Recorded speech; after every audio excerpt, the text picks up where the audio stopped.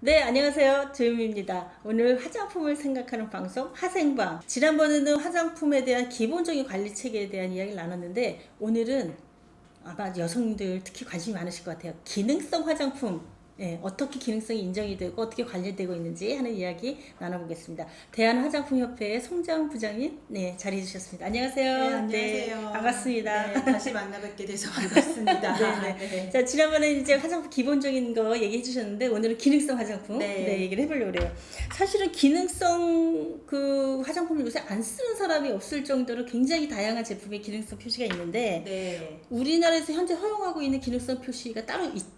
아무거나 막 쓸 수 있는 건 아닌 걸로 알고 있어요. 네네. 일단 우리나라에서는 기본적으로 많이들 이제 제품 보시면 뭐 TV 광고도 보시고 일반적으로 판매점 가셔서 보시면 미백에 도움을 준다. 미백. 그다음에 주름 개선에 도움을 준다. 주름 개선. 그다음에 요즘 햇볕 점점 강해지고 있는데 자외선 차단 할 수 있다. 그다음에 뭐 탈모 증상 완화에 도움을 준다. 탈모 증상. 샴푸 같은 거 많이들 관심이 있으시죠. 그 탈모 증상 완화도 공식적으로 기능성으로 인정이 된 제품에 표시할 수 있는 거군요. 네네네. 왜냐면 이게 원래 뭐 조금 더 탈모 방지 제품들이 옛날에는 의약 외품으로 관리가 되고 있었습니다. 몇 년 전까지 그러던 것이 그 의약 외품보다 조금 더 완화됐지만 요즘 탈모 굉장히 고민 많으시잖아요. 그래서 탈모 증상 완화라고 해서 화장품 범위 내에서 할 수 있는 거는 탈모 증상 완화에 도움을 준다라고 하는 것도. 그러니까 표시도 딱 그렇게 워딩을 해야 되는 거고요. 워딩을 해야 되는 거죠. 그 다음에 또 있는 제품들이 뭐 여드름 피부 에 좀 개선에 도움을 준다. 여드름 피부 개선. 이런 것들이 이제 기능성 화장품인데 우리나라 이제 관리 체계를 보면 이런 거는 기능성 화장품이라고 하는 거는 딱 유형이 정해져 있고요. 그 유형에 맞는 제품을 이제 기능성 화장품이라고 합니다.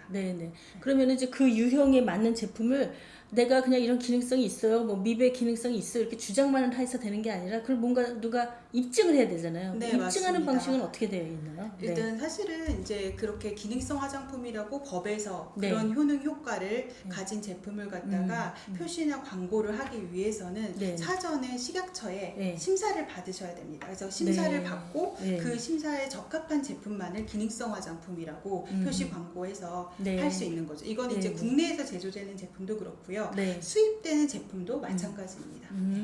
그런데 이제 홈쇼핑 같은 데 특히 보면 뭐 20가지 30가지 무슨 뭐 리프팅 기능 뭔 기능 해가지고 뭐 엄청나게 기능을 많이 얘기하고 있거든요. 근데 그런 것들도 다 이런 허가 과정이 거쳐서 나온 거라고 봐야 되는 건가요? 그거는 좀 다르죠. 이제 일반적으로 가장 그 화장품의 일반적인 기능이라고 하는 거는 일단 건조한 피부가 있으면 보습력을 준다든지 아니면 피부를 세척해서 노폐물을 제거해 준다든지 그다음에 향을 부여한다든지 이거는 화장품의 가장 기본적인 기능이 되고요. 그거 외에 조금 더 기능을 소구를 할 때 이제 미백에 도움을 준다, 뭐 아까 말씀드렸던 주름 개선, 자외선 차단, 뭐 탈모 증상 완화, 뭐 여드름 관련된 것들은 그 정해진 건 기능성 화장품에 해당되는 거고요. 그 외에 지금 홈쇼핑에서 말씀하시는 것들이 여러 가지 표현이 있을 것 같아요. 안티에이징도 있을 거고, 그다음에 피부 노화 완화도 있을 것이고, 미세먼지를 뭐 미세먼지에 대한 세정도 있을 것이고, 약간 트렌드에 따라서 조금 달라지긴 하는데 그런 표현들이 있는데 기본적으로 이제 그런 표현들은 기능성 화장품을 제외하고는 의약품으로 오인되지 않는 표현에 대해서는 업체, 기업에서 스스로 이걸 실증을 해야 됩니다. 실증? 그러니까 실증을 할 때는 사실은 뭐 인체 적용 시험을 한다든지 그 몇 가지의 어떤 시험을 통해서 이게 정말 그런 화장품 범위 내에서 효능 효과가 있는 건지를 실증을 할 수가 있어야 됩니다. 그럼 그 실증한 자료들 같은 거를 소비자들에게 공개를 하는 건가요, 기업이? 아니요. 그 사실은 이런 인체 적용 시험이나 이런 효능 효과가 나오는 평가 방법 자체가 기업의 굉장한 어떤 노하우고 이 평가법 자체가 어떻게 해서 이런 효능을 나타내게 하는 것 자체는 영업 비밀에 속하는 거죠. 근데 이렇게 기업은 스스로 우리나라는 실증 제도로 운영이 되고 있기 때문에 이제 식약처에서 예를 들어서 미세먼지 이렇게 차단한다라고 해서 효능 효과를 주고 있는데 실증 자료를 뭐 정부에서 제출을 하십시오라고 하면 이제 그때는 정부에 제출을 하는 거죠. 기업에서 갖고 있다가 네. 제출하라는 요구가 있을 때 제출해야 된다. 네.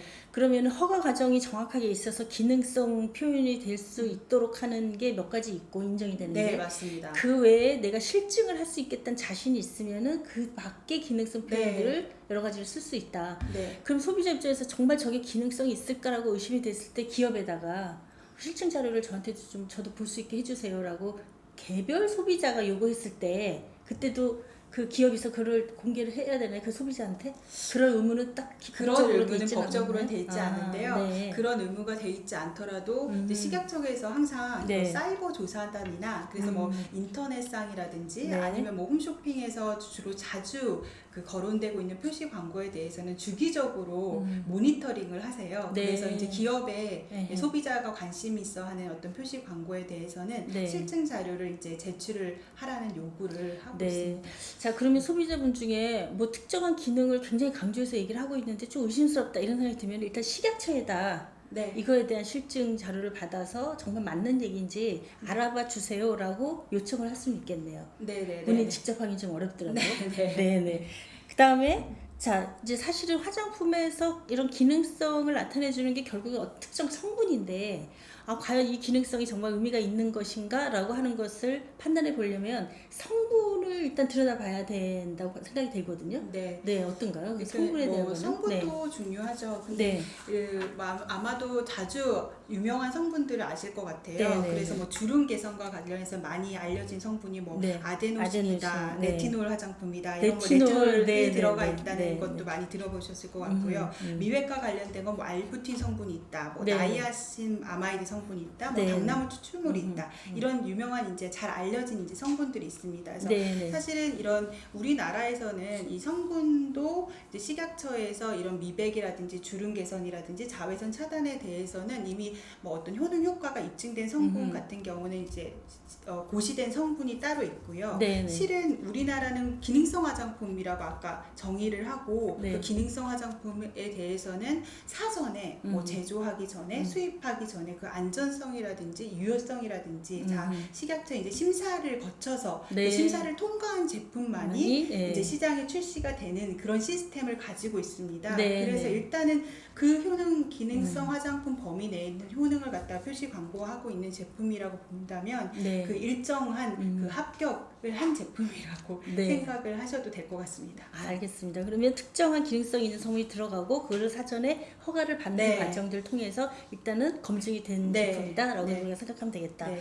자, 또 하나 굉장히 궁금한 것 중에 하나가 어린이용 화장품 뭐 네. 이런 광고를 하는 경우들이 많아요. 네, 네. 그러면 어른용 따로 있고 어린이용 따로 있나 이렇게 생각을 네. 하기가 쉬운데 네. 그리고 이제 어린이용 이렇게 써 있으면 왠지 순할 것 같고 더 좋을 것 네. 같고 뭐 이렇잖아요. 네, 네, 네, 네. 화장품이 그렇게 구분이 돼 있는 건가요? 그건 어떻게 우리가 이해를 해야 그거는 될까요? 이제 네. 화장품이 이제 구분이 돼 있다기보다도 저도 이제 아기를 네. 키우고 있는 입장에서 조금 더 뭐 순하다 이런데 하면은 더 관심이 가기는 그렇죠. 하지만 네, 네. 그 이제 어린이 화장품이라든지 뭐 주니어 화장품이라든지 영유아용 화장품이라든지 또 네. 예전에는 뭐 실버용 네. 화장품이라든지 어르신들 쓰는 어르신들이 쓰는 화장품이라든지 네. 이렇게 뭐 그 나이 연령대에 맞춰서 피부 특성이 다르고 그다음에 네. 뭐 피부의 네. 타입이 다르고 이런 걸 맞춰서 이제 개발된 제품들이 있습니다. 그래서 네. 실제로 이제 어린이용 화장품 기업에 여쭤보면은 어린이용 화장품을 개발을 할 때는 색을 갖다 좀 덜 쓴다든지 아니면 색을? 향을 조금 더 덜 쓴다든지 이런 거를 타겟팅을 해서 개발을 네. 하신다고는 하세요. 네네. 예, 그런데 이거는 이제 그 연령대에 맞춰서 그 특성을 감안을 해서 이제 연구 개발을 해서 이제 타겟팅이 된 거지. 네. 이게 조금 더 안전하다 이런 네. 개념은 아니라고 아니다. 보시면 네. 될 것 같습니다. 네. 그리고 사실 법적으로 화장품을 어린이용, 성인용 이렇게 구분해서 생산하도록 되어 있지는 않은 거죠. 그쵸. 현재. 네. 네, 네. 그러면은 이제 영유아 제품은 별도로 구분되어 있는 것 같아요. 네, 맞아요. 영유아 제품은 네. 지금 현행 법에서도 이거는 이제 영유아라고 하면은 보통 우리나라에서 만 3세 이하의 어린이. 만 3세 이하. 네, 보통은 이제 뭐 세계적으로도 한 36개월 미만을 이제 영유아라고 베이비라고 하는데 네. 요런 제품에 대해서는 뭐 어른 그 일반 성인용이 일반 화장품하고는 다르게 네. 뭐 색소를 좀 금지하는 색소가 있다든지 특정 원료 같은 경우는 사용하지 말라고 한다든지 네. 뭐 이런 사항은 있습니다. 네. 그 그거 정도, 그 정도는 그러니까 화장품을 구분할 때 어린이용이 별도로 구분되어 있는 건 아니고 영유아, 그러니까 3세 미만의 네. 영유아 제품과 일반 화장품 네, 이렇게 네. 구분되어 있고, 그런데 제품을 판매하는 입장에서 내가 어린이들 중심으로 좀 팔겠다 네. 라고 하는 생각을 하는 기업들은 좀 더 영유아 제품에서 이렇게 제한되어 있는 네. 것들을 좀 담아서 그렇게 만드는 거지. 예, 그게 별도로 특별하게 어떤 허가 과정이라든가 뭐 네. 인정 과정이 따로 네. 어린이용으로 있는 것은 아니다. 네. 이렇게 지금 네. 얘기를 네. 하면 될 것 네. 같으네요. 그리고 이제 네. 세계적인 관리 수준을 봤을 때도 이게 주로 36개월 이하의 어린이 같은 경우, 어린이 영유아 네, 같은 영유아. 경우, 네. 영유아 같은 경우에는 그 특수하잖아요. 네. 애들이 아직은 피부는 거의 성인과 같이 완성됐다고 과학적으로는 얘기를 하지만 뭐 기저귀를 찬다든지 그럼 기저귀를 차는 부위는 그렇지. 조금 더 관리가 필요한다든지 그렇죠. 이런 걸 고려해서 네. 거의 이제 화장품에서 뭐 전 세계적으로 관리되고 있는 수준이라고 하면 영유아 만 3세 이하고요. 근데 이제 우리나라에서도 또 어린이에 대한 관심이 많아서 네. 이런 게 더 관심이 많은 것 같습니다. 네. 자, 오늘 기능성 화장품에 대한 이야기 나눠봤는데요. 아무 기능성이나 막 붙일 수 있는 것은 아니고 본인이 자신 있게 실증할 수 있는 데이터를 갖고 있어야 되고, 첫 번째는. 네. 그 다음에 법적으로 인정한 기능성 표시에 대해서는 식약처가 사전에 기능성 여부에 대한 허가 과정을 거쳐서 표시하도록 네. 그렇게 하고 네. 있다. 이걸 우리 이해하시면 될 것 같고요. 특히 이제 어린이용 화장품이라고 별도로 마케팅을 하는 경우는 많은데 영유아 제품과 일반 제품으로 구분되어 있지 어린이용을 따로 구분하고 있지는 않다. 네. 오늘 이 중요한 몇 가지 포인트들을 우리가 좀 익혀봤습니다. 자, 그럼 마지막으로 기능성 화장품을 소비자들이 좀 잘 선택해서 네. 쓰려면 뭐에 좀 초점을 맞춰서 봐야 될지 그걸 네. 좀 정리해 주시죠.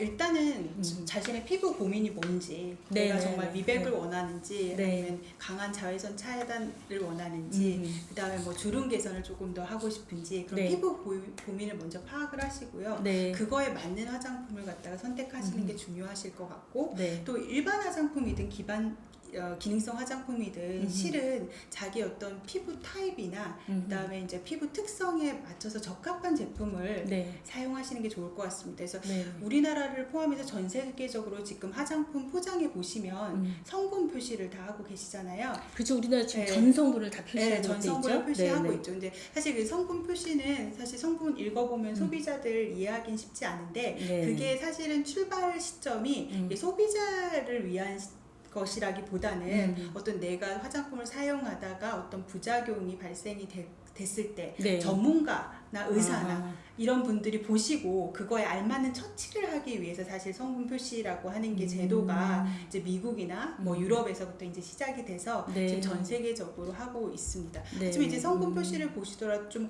어떤 성분에 대해서 알러지라든지 예민하신 분들이 있을 경우에는 그런 성분 같은 걸 이제 확인을 하실 수 네. 있으시죠. 네. 예, 오늘 이제 전성분 표시까지 이야기 좀 나눠봤습니다. 네. 자, 이렇게 하나하나씩 화장품을 둘러싼 제도, 정책, 그리고 우리가 실제로 선택할 때 어떤 걸 생각해야 되는지 하는 이야기들 차근차근 앞으로도 많은 이야기 나눠보도록 할게요.